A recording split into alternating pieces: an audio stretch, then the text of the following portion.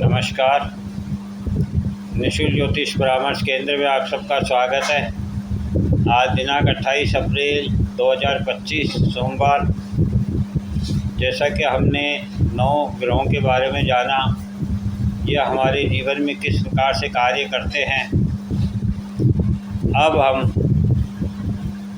जो 30 मार्च 2025 को ब्रह्मांड में ग्रहों का गोचर हुआ है और जिसके लिए आपको सभी ज्योतिषाचार्य, विद्वान, योगीचार्य, भविष्य वक्ताओं ने बताया कि ये युग परिवर्तन का समय है। और हमने भी आपको बताया कि ये युग परिवर्तन आपके सोच, आपके विचारों को बदलने के लिए आ रहा है। तो युग परिवर्तन किस प्रकार हो रहा है? आपकी सोच, आपके विचारों को बदलने के द्वारा। अब आप लोग कहेंगे कि ऐसा तो कुछ नहीं हुआ जो किसी की सोच बदली हो या विचार बदले हों।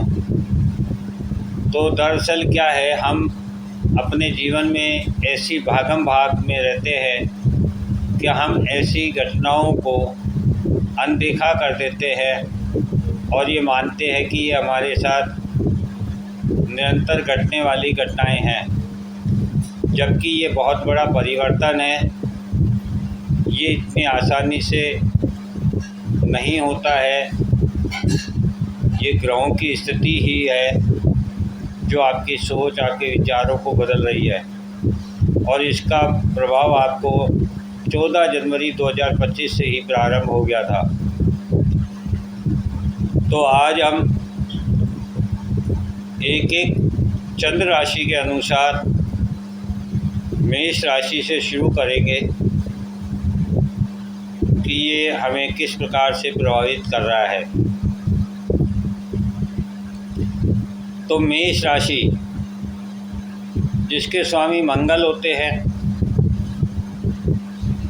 और ऊर्जा तत्व अग्नि तत्व की होती है, चर स्वभाव की होती है।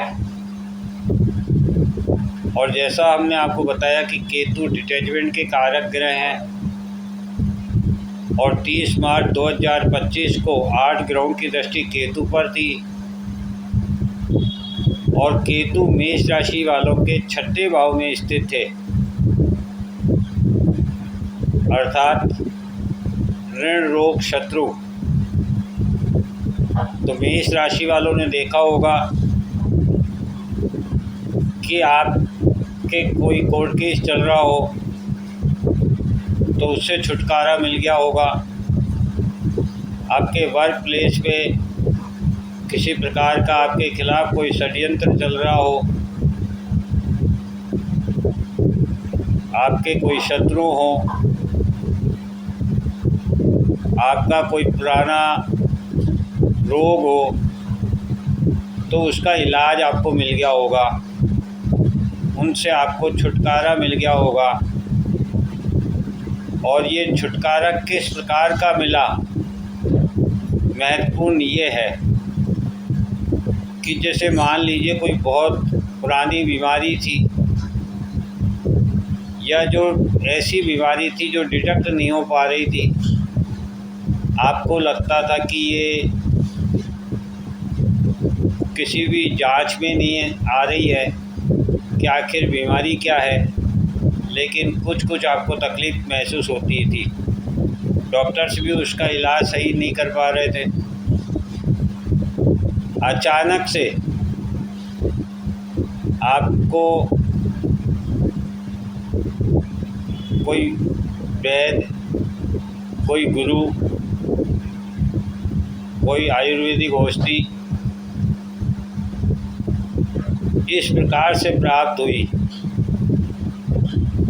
या ऑनलाइन मीडिया के द्वारा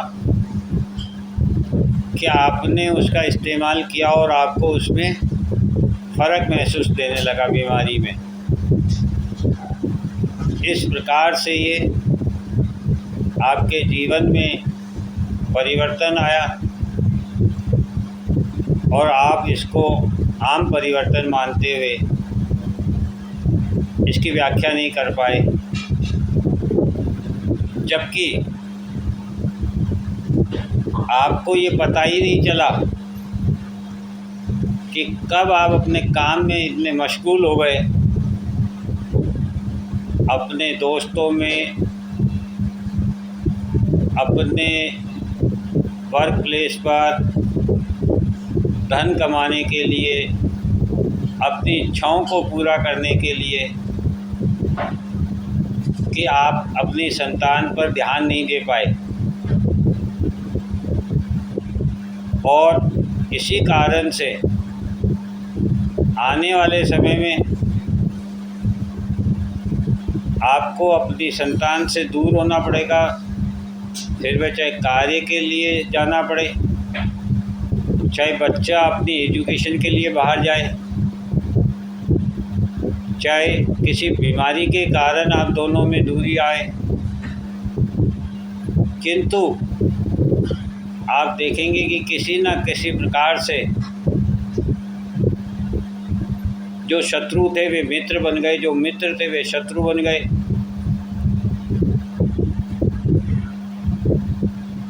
और जिनसे आप प्रेम करते थे वे दूर चले गए और नए लोग आपके जीवन में आ गए।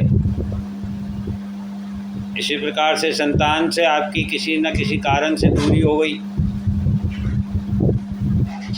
तो ये जो परिवर्तन है, ये कोई साधारण परिवर्तन नहीं है।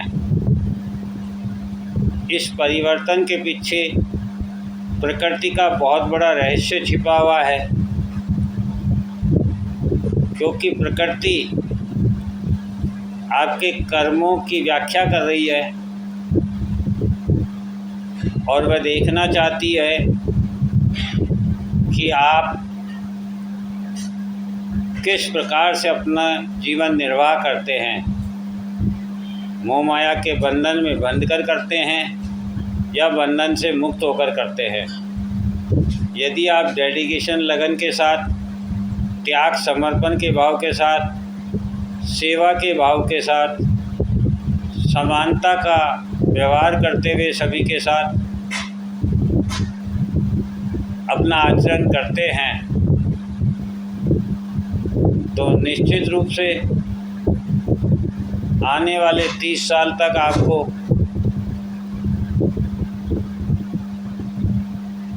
ऊंचाइयाँ भी प्राप्त होगी, कार्य क्षेत्र में सफलताएं प्राप्त होगी, संबंधों में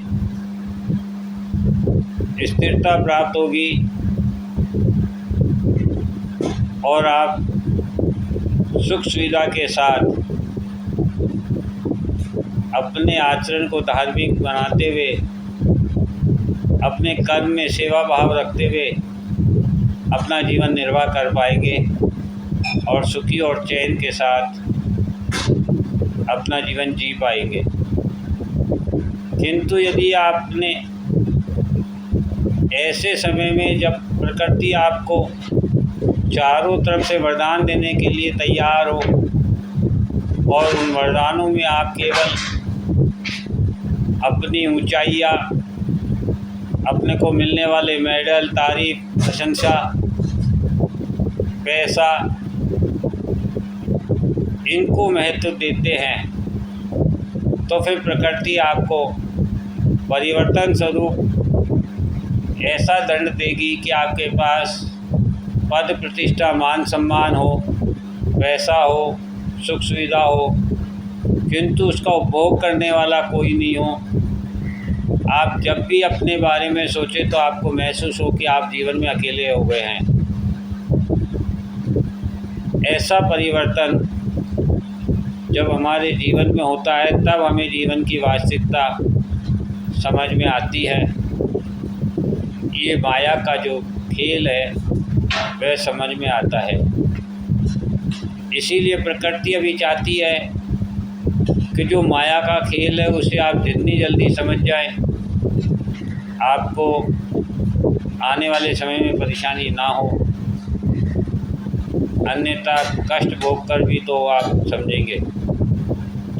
और हमने आपको ये भी बताया था कि ये समय तर्क वितर्क का नहीं है, ये समय अपनी मन की इच्छाओं को पूर्ण करने का है।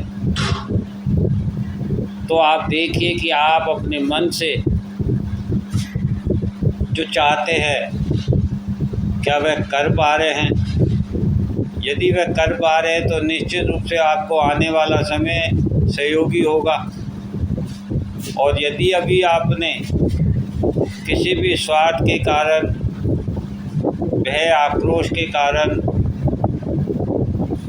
डर के कारण, संबंधों के कारण आप अपने मन की नहीं सुन पाए, मन की इच्छाओं को पूर्ण नहीं कर पाए,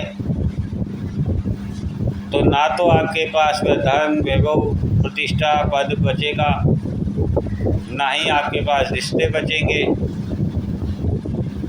और फिर आपको ये महसूस होगा कि हाँ, वास्तव में युग परिवर्तन का समय है, जिसने मेरे जीवन को संपूर्ण बदल कर रख दिया है।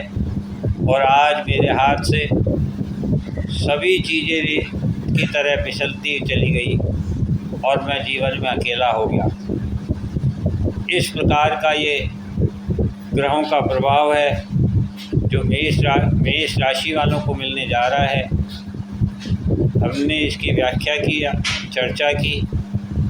अब आप देखिए कि आपके जीवन में ये प्रभाव हो रहे हैं या नहीं, और यदि ये हो रहे हैं तो आप कमेंट्स में हमें बताइए, ताकि और लोगों को भी इसको समझने में सहायता प्राप्त हो और वे भी आने वाले समय को खुद के लिए उज्जवल बना सके। जय हिंद, जय भारत।